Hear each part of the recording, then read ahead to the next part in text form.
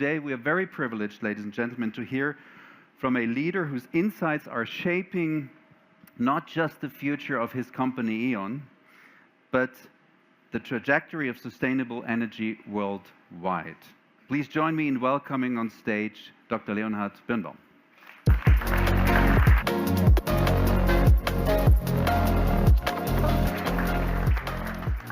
That is an intimidating introduction. Now I have to live up to the expectation.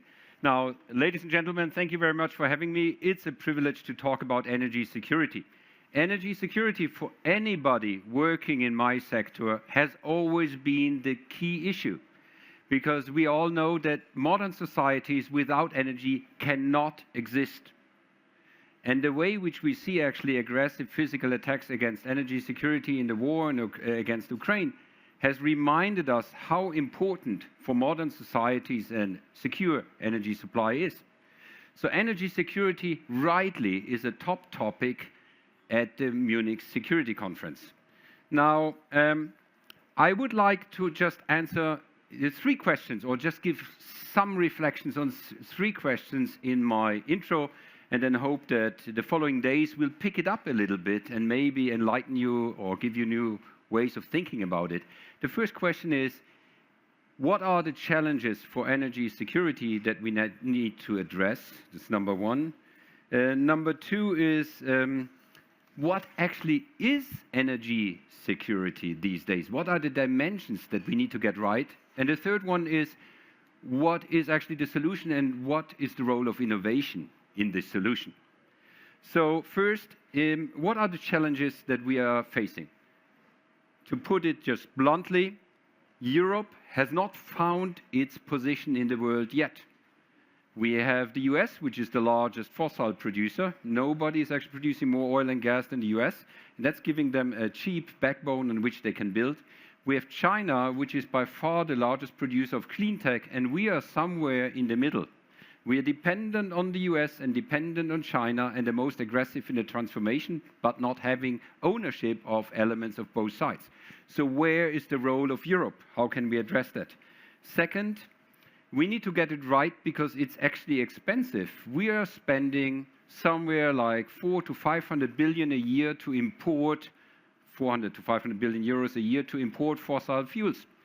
So actually, if we could reduce our dependency, we could actually pay for lots of investments, but we are stagnating. Actually, electrification, and I'll come to that when I talk about the solution, is stagnating in Europe. We are 23% electrification on primary energy demand, whilst China is actually increasing by 1 percentage point a year and is actually far ahead of us. So again, Europe needs to up its game. But how do we do that? And the last one is maybe even the most difficult one. We need more interdependence and cooperation in Europe to become more independent. So if we want to actually be less dependent on fossil imports, that means we need more cooperation in Europe, not less. But we all know the challenges that Europe is facing right now in actually increasing cooperation. But I can tell you, if we go to a national level, if we actually focus on national policies, we will not get the cooperation which we need for more independence. So actually, energy of security, security of supply is not a simple topic in this environment, in which we don't know our role, in which we are actually confronted with other blocs that actually have better starting positions in an environment where politically we are moving in the wrong direction, compared to the solution that we would need to address.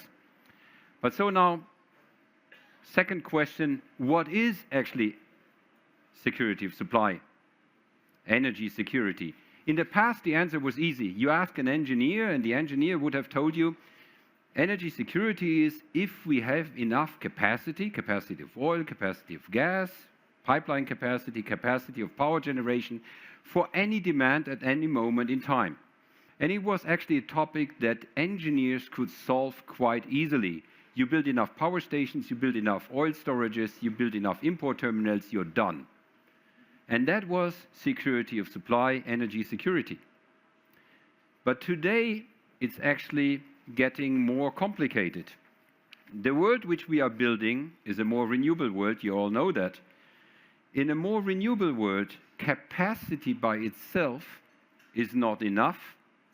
We need capacity at the right moment in time, because we don't always have wind, we don't always have sun, for example, at night, whatever.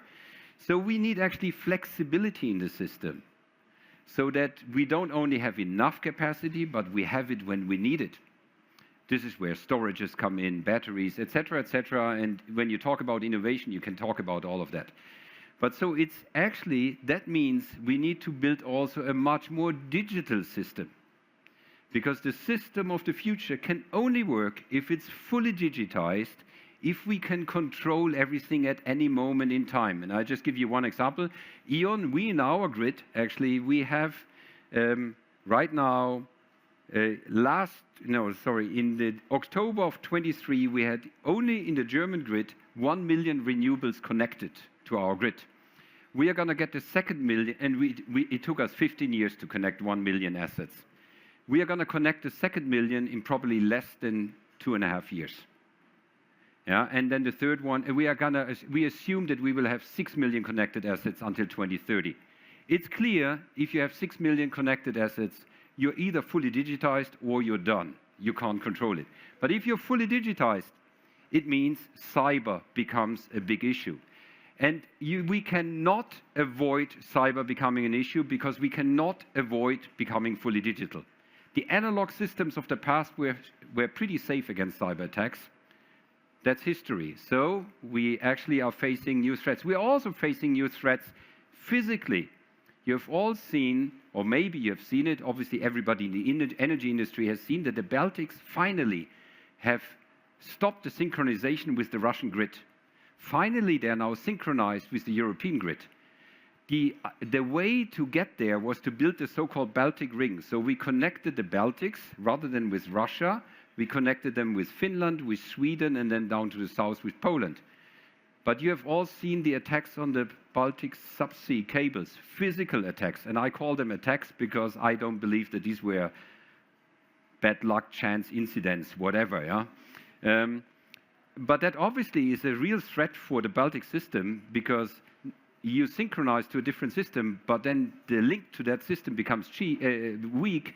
This puts you under stress. So physical threats, also we need more resilience because of cyber, because of the physical threats, and also because of more and more actually climate events. The floodings, for example, which we have seen, my company in the Ahrtal, in the Czech Republic, in Sweden, we have constantly seen, disastrous floods, and our systems have not been built for that. We built our transformer stations close to rivers. Yeah? It was actually quite convenient. You can actually put the transformer easily there. Actually, that's the wrong approach in the future. Yeah? So what is security of supply? Security of supply is if you have enough capacity, if you have enough flexibility, if you have enough resilience. And that's a much bigger challenge than it has been in the past. Now, what is the solution? The solution is more investments and more electrification. More investments because we need to build a new system. And if you allow me, I'll just quote my own numbers and then some Eurelectric numbers. Eurelectric is the European Electricity Foundation, and I'm their president as well. And E.ON, when I started in 21, had an rolling investment plan of 21 billion euros. Our rolling investment plan is now 42 billion 3 years later. So we are doubling it in 3 years, and we are deploying that capital. And it's actually hard to deploy because it's not like we're just adding, 2 additional projects which cost 10 billion each, and that's it. It's actually thousands of projects that you need to deliver on the ground, because we are talking about distributed infrastructure. We are estimating in Europe that we need to double the investments into infrastructure. We have seen how expensive lacking infrastructure is in the crisis of 22. We need to triple probably investments in the rest of the energy system. But it's going to be the most efficient solution that we can actually bring. If we electrify mobility and if we electrify heat, we can reduce overproportionally our primary energy demand, because electricity is more efficient than using primary fuels for heating or for mobility purposes. Yeah? And therefore, actually electrification is part of the solution, but to do that in a way which is affordable, we need more innovation. And that brings us now to the theme of today and tomorrow. More innovation to make it affordable, more innovation to make our system flexible, more innovation to make our system resilient. So actually, if you're an innovator, I mean, the car industry is probably an acceptable place, but the place to go is actually the energy industry. You need to allow me to say that even here, the Quant Foundation, because if you want to do something meaningful that really matters to society, which is absolutely essential for society today and in the future, which is essential for making the future also sustainable, then you need to deliver all innovation that you can actually deliver. And so you want to solve cool problems and apply new technologies, join the energy industry. E.ON is a good starting place. Thank you very much. Thank you very much, Leonhard.